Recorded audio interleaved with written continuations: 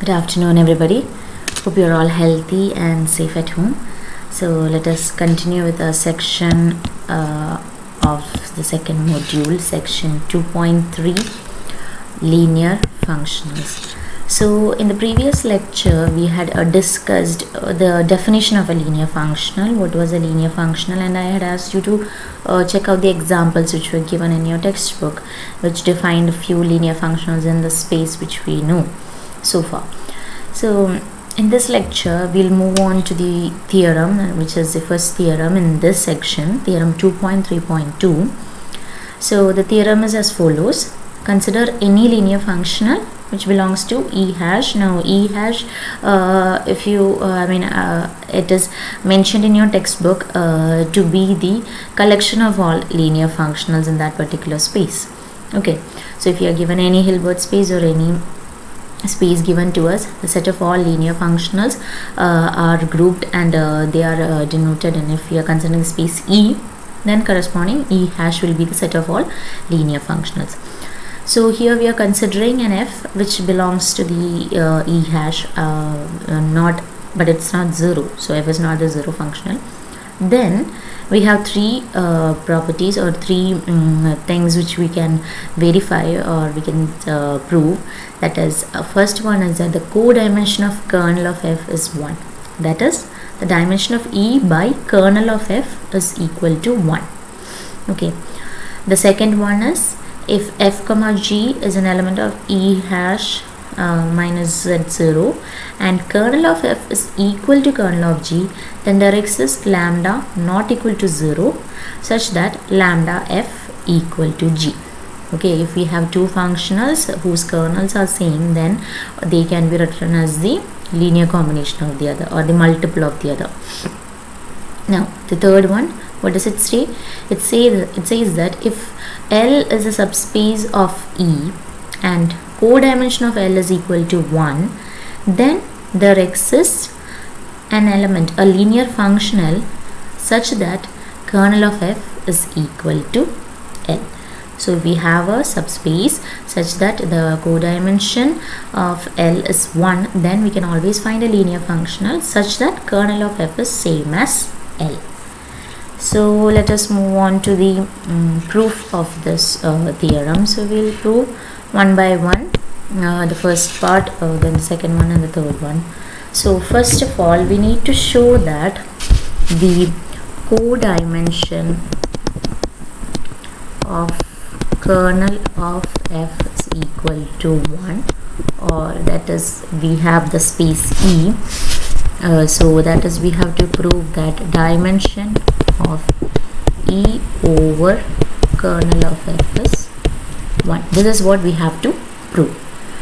Okay, so let me see. First of all, we shall consider an element x belongs to E. X dash belongs to E.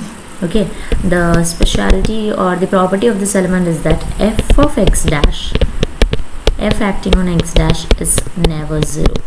Okay, now with the help of this element, I am going to define another element x dot to be equal to x dash by f of x dash. So since f of x dash is not 0, we can clearly, this is there is no problem in defining an element in such a manner. So from this, what can we conclude? We can conclude what will be the value of f of x dot. F of x dot will be nothing but f of x dash by f of x dash, and which is equal to 1. So f of x dot is always 1. If we choose an x dot in such a manner, f of x dot is always 1. Now let us choose another element in E. Let x belongs to E. Okay, now consider y is equal to x minus f of x into x dot. Okay, choose this. Choose y is equal to x minus f of x into x dot. Now what will be the value of f of y? It is f of x minus f of x into x dot. So f is a linear functional, so this is f of x minus f of x is a constant, and this f will be acting on x dot. And what is f of x dot? It is 1. So this is nothing but f of x into 1, that is f of x itself, so this is 0. So from this what can we conclude? We have chosen an element y, and we got that y, the y we had chosen was y is equal to x minus f of x into x dot. Okay, and from this we have obtained that f of y is 0, and which further implies that y is an element of the space kernel of f, right? So from so just keep this in mind, y is an element of kernel of f. Now from this equation we can find the value of x, right? X will be nothing but y plus f of x into x dot. Okay, now next what I'm going to prove is, I'm going to prove that this expression is always unique. So to prove that, suppose that we can write the same x, suppose x is equal to some other element, say z plus lambda into x dot, where z is an element of kernel of f. Okay, now so from this both these, equating these two equations, what do we get? We get y plus f of x into x dot is equal to z plus lambda into x dot. Now just apply f on both the sides. Okay, so when we apply f on both the sides, what do we get? F of y, we get this as f of y plus f of x into f of x dot, which will be equal to f of z plus lambda into f of x dot. Now f of x dot is equal to 1, right? We had seen it in the beginning. F of x dot is equal to 1, and what will be f of z and f of y? Both y and z are elements of kernel of f, so their values will be 0. So from this we can conclude that f of x is equal to lambda. Okay, now if f of x is lambda, then if we come to this first equation, what do we get? F of x and lambda are same, so this term gets cancelled, so we'll get y is equal to z, right? This implies we can conclude that y is equal to z. So we can we have proved that the expression for x is unique, right? The expression for x is unique. So since this expression is unique, we can see that any element, okay, any element in the space E by kernel of f can be written as the linear combination, or it is based on lambda x dot plus kernel of f. Okay, where this lambda is an element of R, or it can be an element of C. Okay, now let's just see, any element of the space E by kernel of f will be of the form x plus some element in kernel of f, right? So we have seen that every x in E, it has a unique expression of the form x is equal to y plus say you can say lambda into x dot, because we have seen that the expression is unique. So now from this if we take x plus say some y dash, which is an element in kernel of f, okay, x plus y dash, or this can be of the form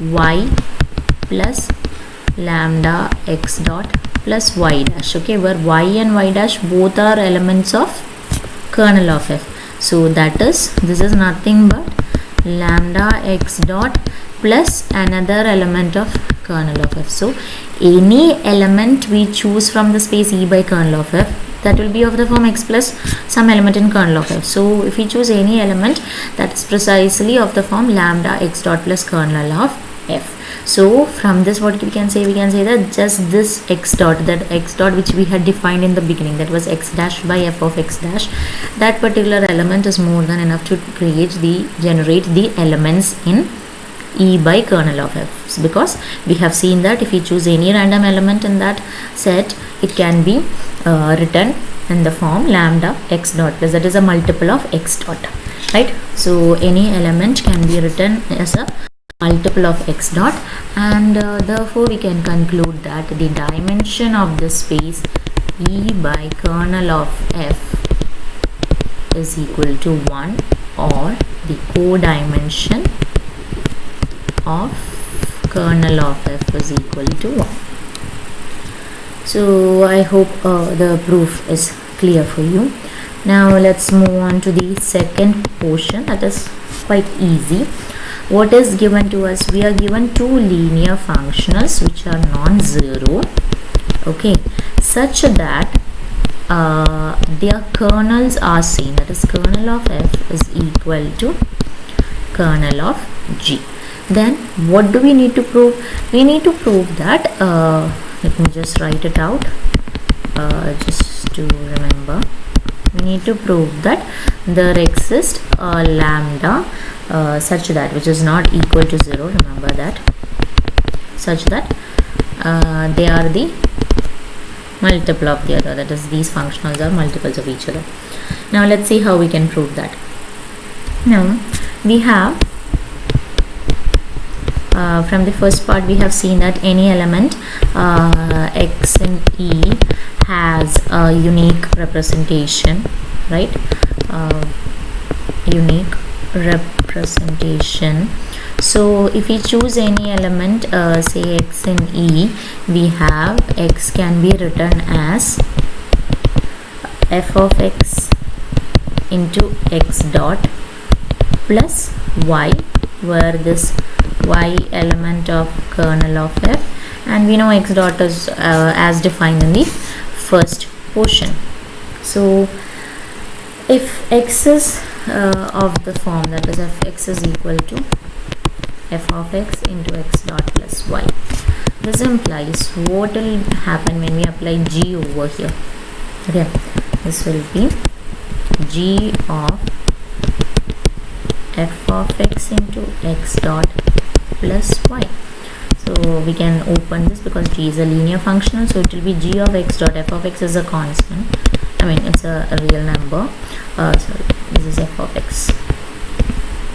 So when we open this bracket, f of x into g of x dot plus g of y, right? Now we know what the value of now we know that g of y will be equal to 0. Why? Because kernel of f and kernel of g are both the same, and we have seen that in the unique expression y is an element of kernel of f. So if y is an element of kernel of f, then y is clearly an element of kernel of g, so g of y will be equal to 0. So from this, what do we get? We get g of x is equal to some g of x dot into f of x, or we can write this as g of x, or omitting the x variable part, we get this is equal to lambda into f, where our lambda will be nothing but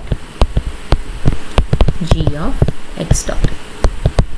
Okay, so we have easily proved this using the unique expression that we have seen in the first portion.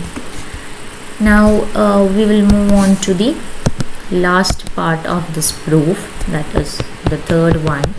That is, we need to show that if L is a subspace of E, and suppose codimension of L is equal to 1, okay, then there exists belongs to E hash such that, that is, we can always find a linear functional such that kernel of f is equal to L. Okay. Now let's see how we are going to prove this.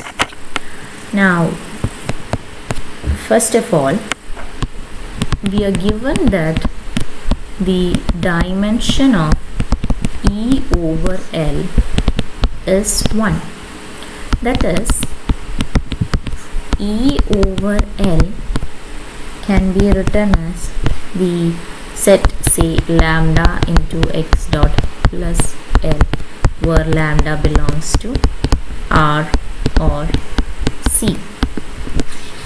Okay, that is, we just need, if the dimension of E by L is 1, we just need a single element, that is, here we have taken it as x dot, that is, x dot is more than enough to generate all the elements of E by L or E over L. Now we have seen that so if we choose any element in this E by L, any element will be of the form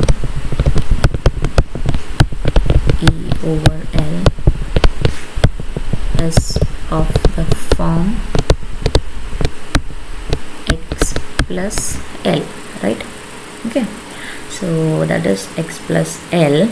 Now if we choose, since E by L has dimension 1 and its basis is this, that is, it's we just require x dot plus L to generate this set E by L. So if we choose any random element, say x plus L, we know that x plus L can be written as the multiple of lambda x dot plus L, I mean x dot plus L. So basically, just remember, the basis of E by L will consist of just the element x dot plus L. All other elements can be generated by forming the multiples of this element. So if we choose an element in E by L, that is x plus L, that can be written as the multiple of x dot plus L. So we have x plus L is equal to lambda x dot plus L. So from this we get that x is nothing but lambda x dot plus L. Okay, so from this what we can get is, so we have obtained that x is nothing but lambda x dot plus L, right? Now we have seen in the first part, from the first part we have that x can be written as and in a particular form in a very unique way, that is, x is equal to we had written as lambda x dot plus y, where y is an element of kernel of f. So if we combine these two equations, what we get? Lambda x dot plus when we are combining, just remember this has to, we have to choose an element is equal to lambda x dot plus y, where y belongs to kernel of f is as it is, and L is an element of the space capital L. So from this what do we get? Y is equal to L. This implies y belongs to capital of L. So if y is an element of kernel of f, we have seen that, or we could show that y is an element of L. So this implies kernel of f is contained in L, right? Am I clear? We have we could prove that the element, I'm just writing it again, kernel of f, we chose an element in kernel of f and we have obtained that that element is an element of L. So we can conclude that kernel of f is contained in L because we have chosen any arbitrary y. Now let's see how we can form the inverse substitution. Now let us define. Here we are going to define a particular function. There in the previous part, to show that kernel of f is contained in L, we had chosen a random functional also. So that is true for every functional because we are just using the concept of unique representation of x. Now here what we are going to do is we are going to define a linear functional by f of x is equal to, say, lambda, okay, for every x element of E. Okay, so this is something, a constant value or a constant polynomial form. So this is clearly linear. And now if we consider, let us see the element x. X is chosen to be x dot plus L. We had seen that before, where L is an element of capital of L. Okay, now if we apply f of x on both the sides, what do we get? Lambda x dot plus L. So this implies f of x is equal to lambda into f of x dot plus f of L, right? F is linear, so I can open this bracket. So lambda into f of x dot. Now f of x dot was 1, we had seen in the first part. So, and we have defined lambda to be f of x, or f of x to be lambda. So this is lambda is equal to lambda into 1 plus f of L. So from this, what do we get? We get f of L is equal to 0, which implies that L is an element of kernel of f.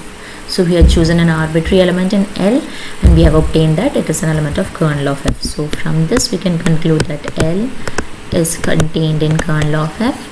So combining these two inequalities, we can easily prove that L is equal to kernel of f. So given these conditions, we can prove the theorem that is given to us. So we have used just the concept. We have chosen an element x dot in the very beginning, and we have used that same element throughout the proof of the theorem. So just recall that theorem once again. That is, if we are given any functional, then the codimension of kernel of f is 1, and if there exists two functionals whose kernels are same, then one will be the multiple of the other. And the last one is that if we have a subspace whose dimension is 1, then codimension is 1, then we can always find a linear functional such that kernel of f is equal to that subspace is actually the kernel of that linear functional. So this was a theorem which you had to discuss in this lecture. So that's it for today's section. Thank you. Stay home and stay safe.